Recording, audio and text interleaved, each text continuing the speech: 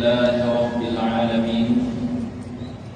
Wassalatu wassalamu ala sayyidina wa maulana Muhammadin wa ala alihi wa sahbihi ajma'in. Amma ba'd. Puji dan syukur selalu kita limpahkan hadirat Allah Subhanahu wa taala atas segala limpahan rahmat dan nikmat. Sampai dengan pagi yang berbahagia ini kita masih dapat terus mengisi ruangan rumah Allah yang mulia ini. Kemudian salam dan salam terus kita doakan kepada Allah untuk selalu ditambahkan kepada baginda Nabi Muhammad sallallahu alaihi wasallam, kepada keluarga dan para sahabat beliau sekalian, guru-guru kami, para alim ulama, orang-orang tua kami, seluruh jamaah Masjid Jami yang kami muliakan, yang dirahmati oleh Allah.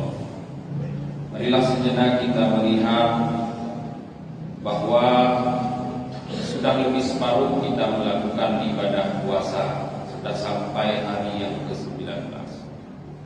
Tapi yang menjadi pertanyaan besar dalam benak kita, apakah puasa yang telah kita lakukan tersebut diterima oleh Allah Subhanahu wa taala dan diberikan pahala, atau sebaliknya malah tidak mendapatkan apa-apa?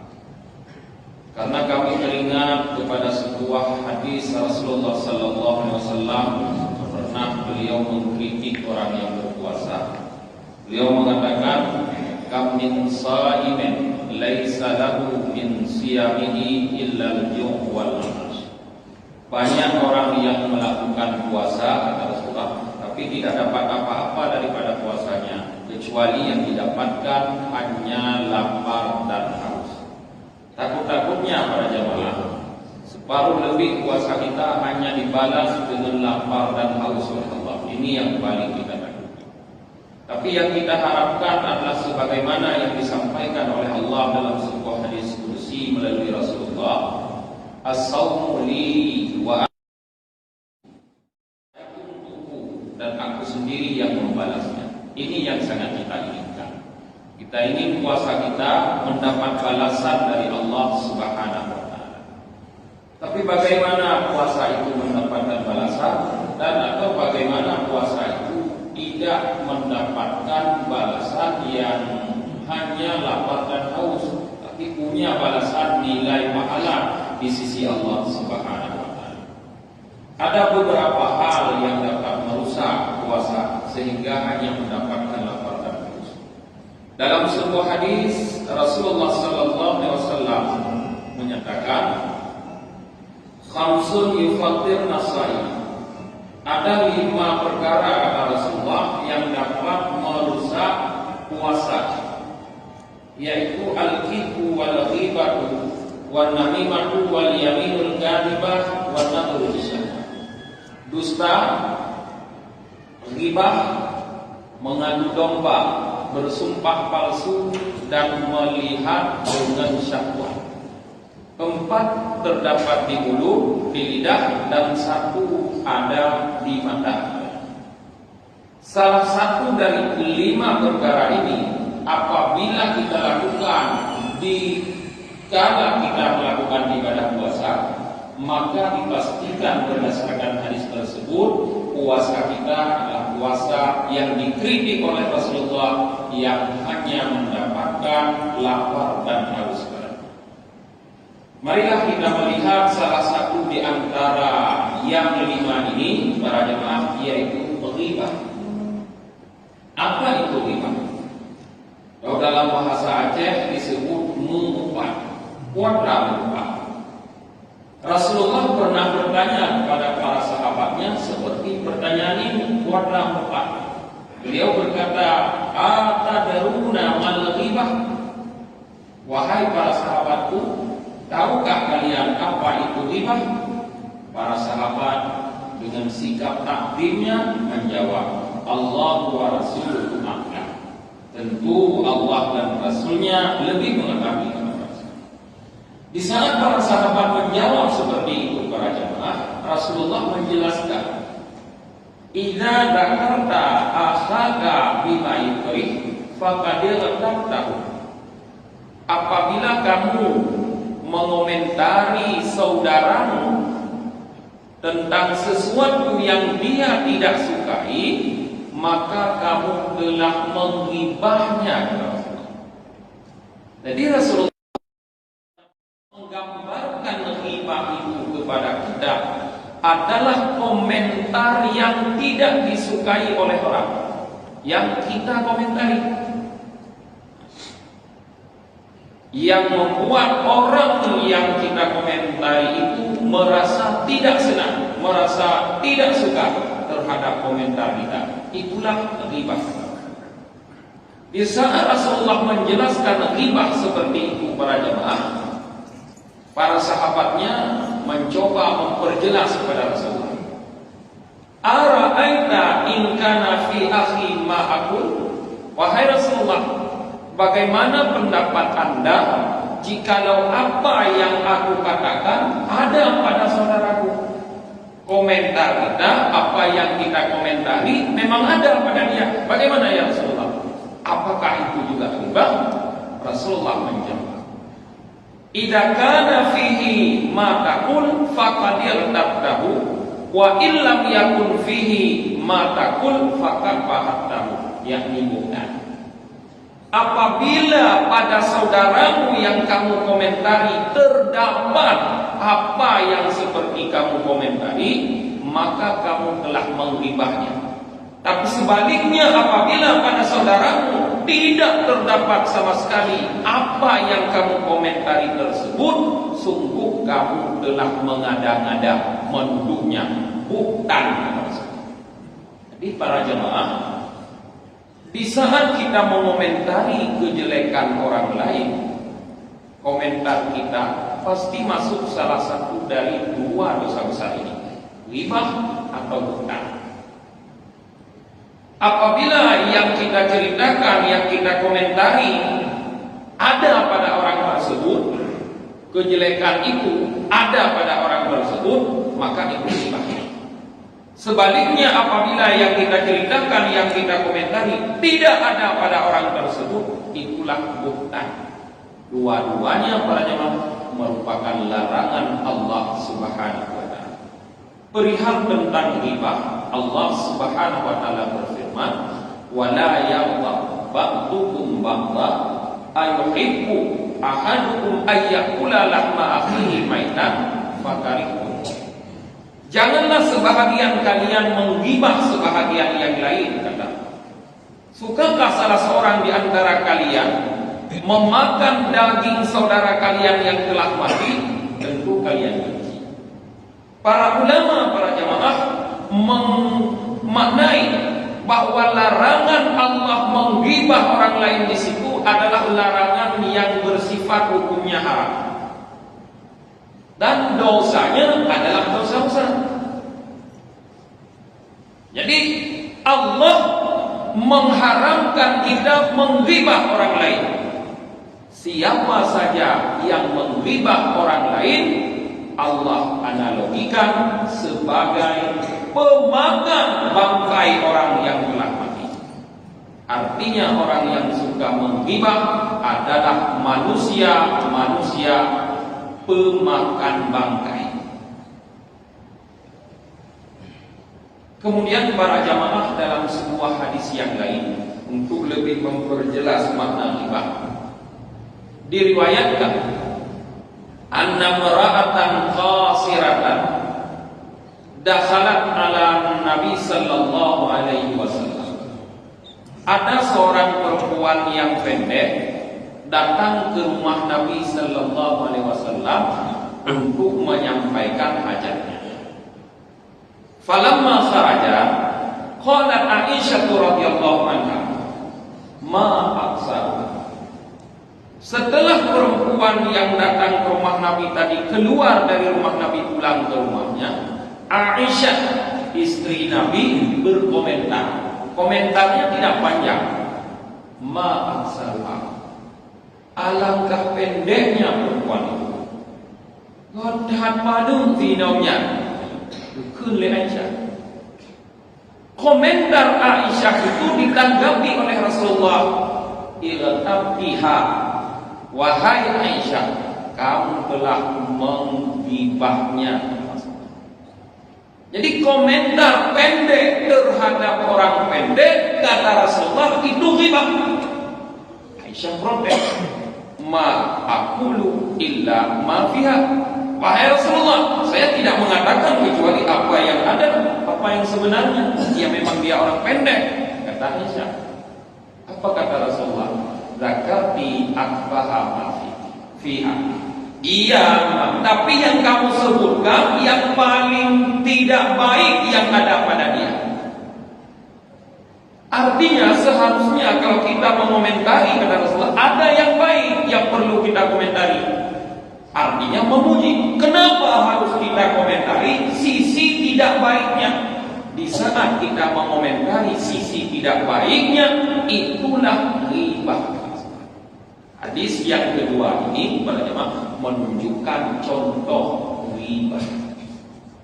Kakun mandang ke hulu nyandukeun ghibah. Kemudian para ulama mutakallimin menyebutkan, idza dzakarta anna fulanan saubahu tawil au saubahu kasirah faqadil kata. Apabila kamu mengomentari bahwa seseorang si fulan pakaiannya terlalu panjang, kemudian gatha panjang bajai gatha moroh-roh musampu abe-abe, atau kamu mengatakan bahwa pakaiannya pendek kotak kuet bajai iban bajai yang itu, ya begini. Kamu telah menghibahnya. Jadi apa lagi kalau hanya mengomentari baju itu ghibah, apalagi yang kita komentari adalah fisik seperti contoh pada hadis tentang Aisyah. Lebih lagi itu adalah ghibah. Perbuatan ghibah ini para jemaah adalah dosa yang paling mudah,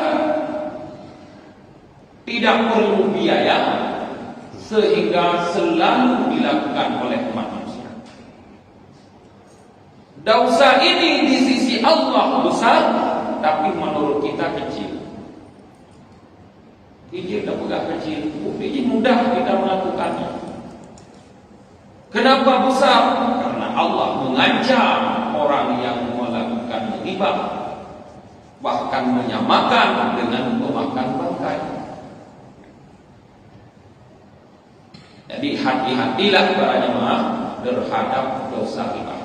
Dosa ghibah ini kalau kita lakukan di saat sedang berpuasa, dipastikan tadi bahwa puasa kita hanya akan mendapatkan balasan ju' wal atash, lapar dan haus. Kemudian para jemaah, setelah kita pahami apa itu ghibah, seorang ulama besar dari Samarkand yang bernama Al-Faqih Abu Lais Samarkandi, beliau mengatakan al-ghibatu ala arba'ati aujah. Ghibah ini ada 4 model katanya. Mu'bat naqud baca. Fi wajhin hiya kufrun.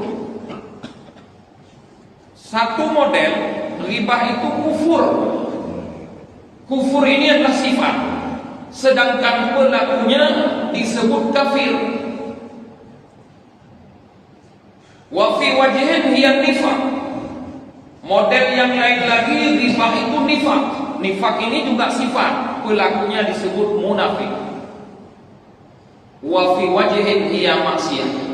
Model yang selanjutnya yang ketiga, ghibah itu maksiat, pelakunya disebut asi, pelaku maksiat.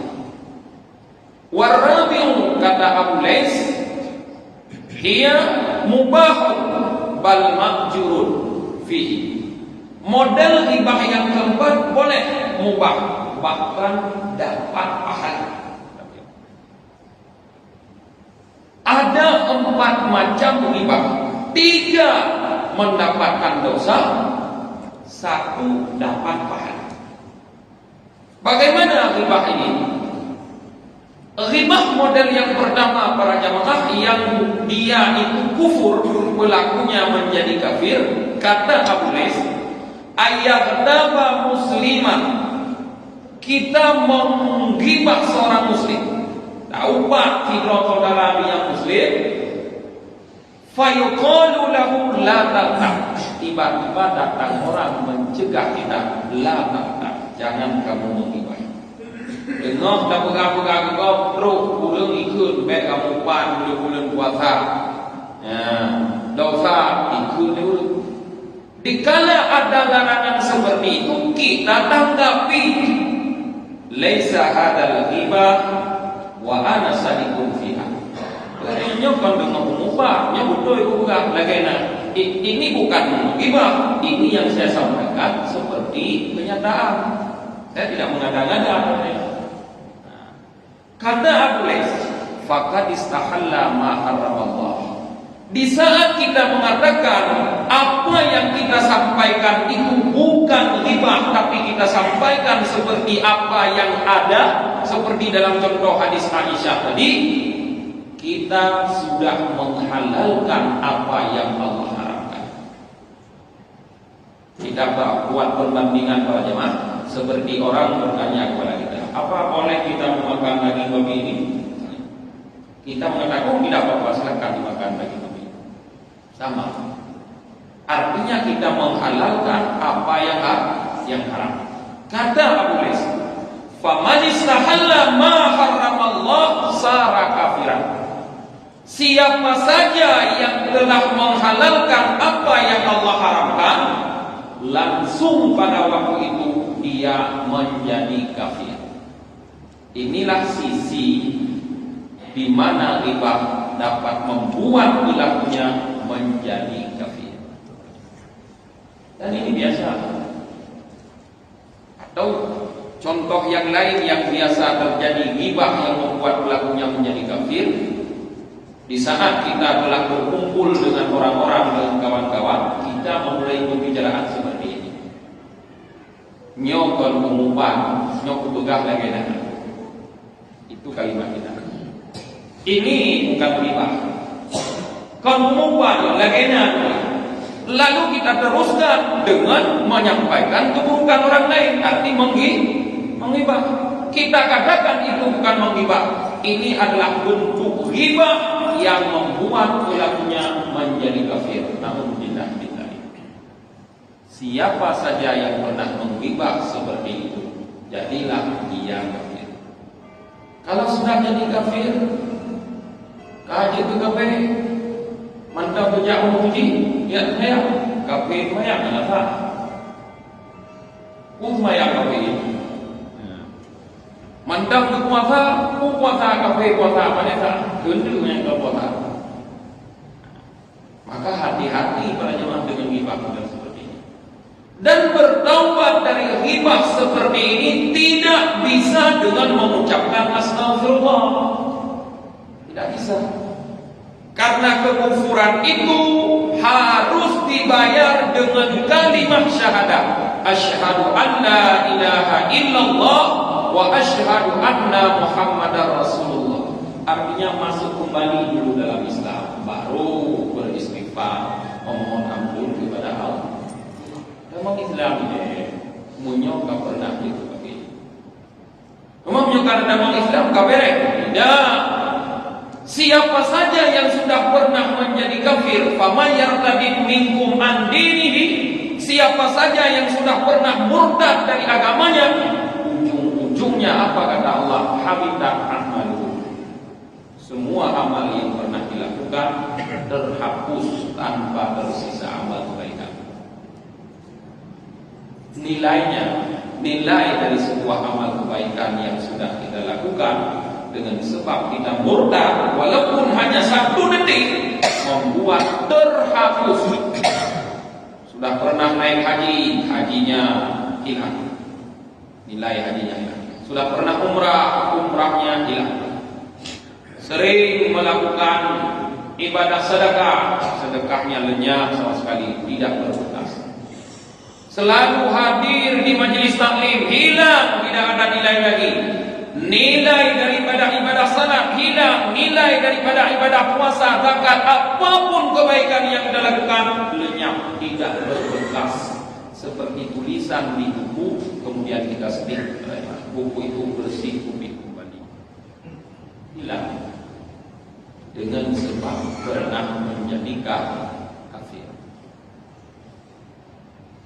Bahkan di dalam sudut pandang fikih, kalau seseorang yang sudah menjadi kafir tidak segera kembali kepada Islam dengan mengucapkan kalimat syahadat asyhadu an la ilaha illallah wa asyhadu anna muhammadar rasulullah, otomatis tanpa perlu lafaz cerai dan talak dengan pasangannya tercerai. Kalau tidak segera kembali masuk Islam, dengan promo katanya agama. Nyorina mumpan modelnya jadi dengan lagu. Tetapi ternyata memang banyak ini kejadian para jamaah setelah dia menggibah seperti itu, tidak masuk Islam kembali, bahkan lama setelahnya dia baru bersyahadat, tetapi dia masih kembali ke rumah bergaul dengan istrinya. Pergaulan itu haram, zina. Lahir anak beberapa orang setelahnya, anak haram, anak zina. Maka jangan heran para jemaah, prediksi Rasulullah tidak akan terjadi kiamat kecuali di muka bumi itu semua yang hidup pada saat itu sudah anak zina. Belum. Kon anak pranikah kunci, pranikah, tapi sudah terbatalkan dengan kekufurannya. Resiko di akhirat, dia akan ditempatkan oleh Allah berdasarkan cerita Jibril kepada Muhammad tentang neraka, di dalam neraka jahim, neraka tingkatan ketiga. Kalau mati tidak bertobat dari kekufuran tersebut. Kemudian ghibah model yang kedua para jemaah, yaitu nifaq, yang pelakunya menjadi munafik. Ayyataba insanan fala yusammihi, dia menghibah seseorang tapi tidak menyebutkan nama. Indama ya'rifu annahu yuriduhu bihi, tetapi dia menghibah itu di hadapan orang-orang yang semua mereka itu paham, tahu siapa yang dia maksudkan. Anggongo, nyamel tembak, kamu ke so, mana ada belah tapi urang kagak punya tembak. Nyan dia itu menggibah, sedangkan dia berpikir bahwa dirinya menjaga, tidak menggibah. Itulah gibah yang disebut nifaq. Pemahaman kita selama ini para jemaah banyak yang berpikir bahwa itu bukan gibah. Yang penting beda pegahna. Jadi yang penting jangan kita sebutkan nama. Padahal tidak menyebutkan nama, tapi orang yang mendengar paham siapa yang kita ghibah, itu adalah nifaq, dan langsung kita menjadi munafik. Resiko menjadi munafik banyak. Bahkan Al-Quran banyak sekali digambarkan oleh Allah dalamnya tentang orang-orang munafik. Bahkan Al-Baqarah hanya beberapa ayat tentang orang kafir. Hanya 2-3 ayat dalam surah Al-Baqarah di awal tentang orang kafir, tapi lebih 10 ayat tentang orang munafik. Artinya lebih berbahaya orang munafik dari orang kafir. Sehingga Allah langsung mengancam, innal munafiqina fid darkil asfali minan nar. Orang munafik itu akan dimasukkan oleh Allah dalam jurang yang paling dasar di neraka. Neraka yang kufur. Menurut Jibril, neraka yang pertama itu namanya neraka Hawiyah. Siapa yang tinggal di neraka pertama? Fir'aun. Siapa lagi? Haman, panglima tentara Fir'aun yang mengejar Nabi Isa ke Laut Merah. Siapa lagi? Ashabul Maidah. Siapa Ashabul Maidah? Sebahagian umat Nabi Isa yang datang kepada Nabi Isa lalu berkata, Ya Isa bin Maryam, hal yastati'a rabbaka ayyunazzila alaina ma'idatan minas sama? Wahai Isa anak laki-laki Maryam, sanggupkah Tuhanmu menurunkan kepada kami hidangan dari langit? Itulah Ashabul Maidah. Mereka di neraka Hawiyah. Siapa lagi penduduk neraka Hawiyah? Para munafik dari umat Nabi Muhammad. Mereka penduduk neraka dasar yang disebut oleh Allah dalam ayat yang lain, waquduhan nas wal hijarah. Neraka itu bahan bakunya adalah manusia dan bebatuan. Manusia yang dimaksud adalah orang-orang munafik, batu yang dimaksud adalah batu-batu yang dijadikan sembahan oleh manusia. Nyan bahan bakar api neraka. Jadi orang munafik jadi bahan bakar api neraka. Bukan yang dibakar, jadi bahan bakar. Bahan bakar dibakar. Berantem. Maka siapapun yang menggibah seperti model kedua wajib bertobat. Jangan sampai meninggal dalam keadaan ini. Wala tamutunna illa wa antum muslimun. Jangan kamu meninggal kecuali kamu dalam keadaan muslim, Islam. Mati munafik. Kemudian ghibah model yang ketiga para jamaah hiyal maksiat, yaitu ghibah itu adalah maksiat. Bagaimana ghibah maksiat? Ayaktaba insanan wa yusammihi wa huwa ya'lamu annaha maksiat. Seseorang menghibah seseorang yang lain, di saat menghibah dia paham, dia sadar betul bahwa apa yang dilakukannya itu adalah maksiat. Ini pada umumnya seperti itu. Orang-orang yang sudah belajar, yang sering hadir ke majelis taklim pasti tahu ghibah itu maksiat. Tapi mulut tidak bisa tahan daripada menghibah. Karena atai mandang duha abah tidro bukan kau kecuali dapur nastel baru hantu bukan kau. Lambulan puasa roh bukan kau. Tapi dah punya dosa. Dengar dah bukan kau karena di pahala puasa roh bukan kau. Tak debu. Tapi tak pegang. Ghibah yang seperti itu maksiat.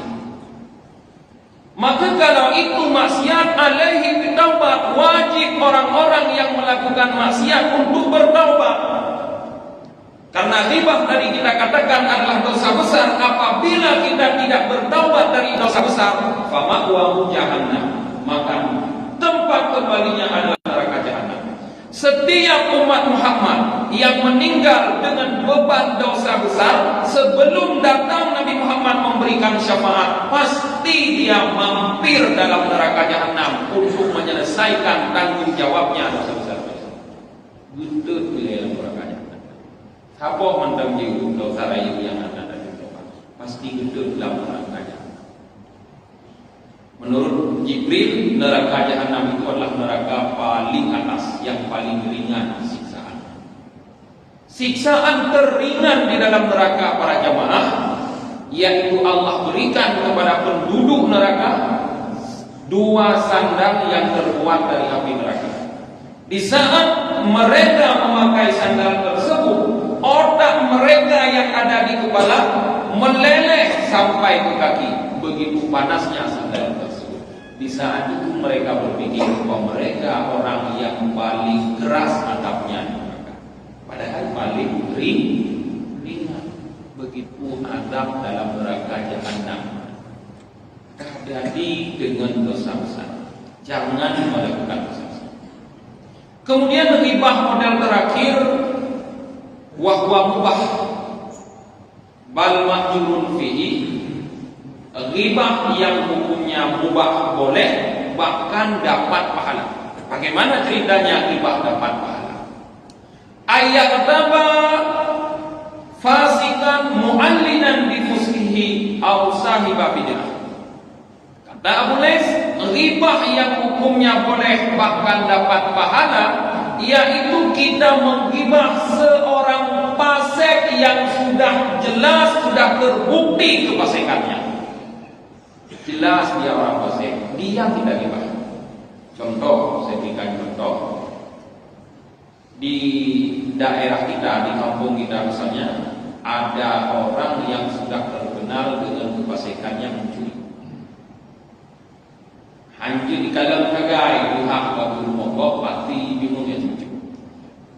Anjir ikalan hagai pihak itu mogok pati kada bisa dia cuci.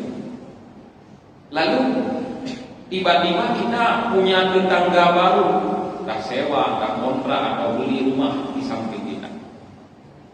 Kita sampaikan kepada tetangga kita, Bapak atau Ibu kalau tinggal di lingkungan kami ini harus hati-hati kepada si fulan, karena dia itu mencuri, suka mencuri.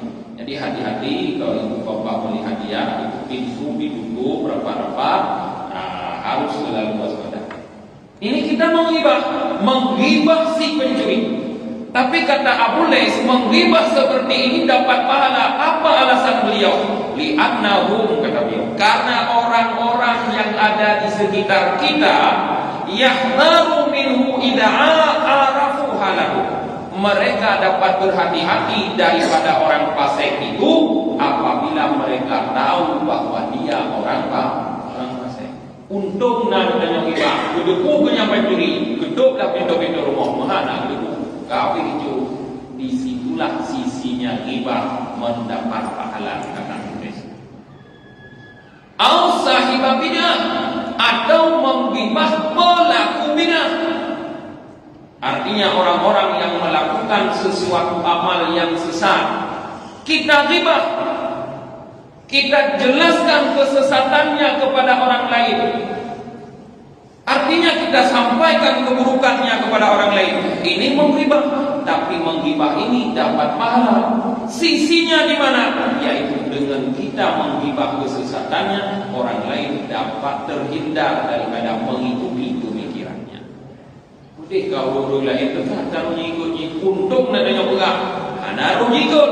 Disitulah kita dapat pahala. Tapi kata Abu Lais, menghibah yang mendapatkan pahala ini yaitu menghibah orang fasik yang sudah jelas kefasikannya dan pelaku bid'ah, apabila yang kita ghibah itu adalah perbuatan atau pemikirannya, fi'luhum au madhabuhum, perbuatan atau pemikirannya, ideologinya yang kita ghibah, bukan orangnya.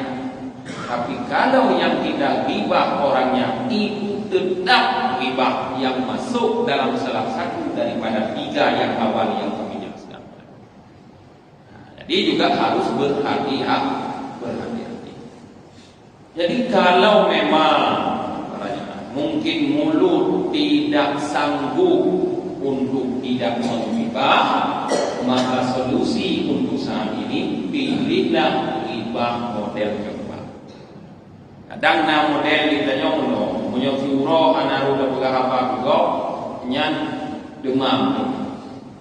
Dan yang diurut bakal demam mau sakit. Panena nyukon perubahan cuaca panas berakon kering kuyun nyoga buku makanya demam. Padahal itu gara-gara diurang mungkin anak gedung jak menghibah, anak gedung yang lupa kedai kopi yang berapa kok murut tu sakit.